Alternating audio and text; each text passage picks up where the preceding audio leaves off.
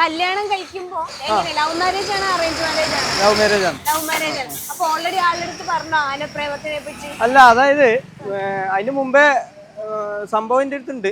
ഇതല്ല, നമ്മളെ കൊമ്പനാനാണ് നമ്മുടെ അടുത്ത് ആദ്യം. അപ്പൊ പിന്നെ മൃഗങ്ങളൊക്കെ ആദ്യം ഉണ്ട്. ശരി.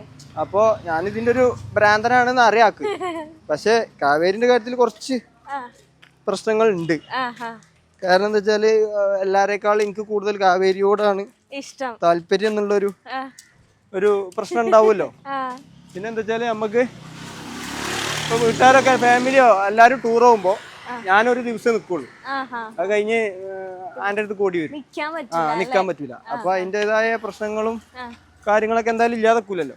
എനിക്ക് തോന്നുന്നു അവരെക്കഴിഞ്ഞും കൂടുതൽ പൊസസീവ്നെസ് കാവേരിക്കാന്ന് തോന്നുന്നു അല്ലേ? കാവേരിന്റെ പ്രത്യേകത എന്താ വെച്ചാല് ഇപ്പൊ നമ്മള് ഭക്ഷണമൊക്കെ കൊടുക്കുകയാണെങ്കിൽ ആദ്യം വെക്ക് കൊടുക്കണം. അവിടെ മറ്റു മൃഗങ്ങൾക്ക് കൊടുത്താല് പിണങ്ങും.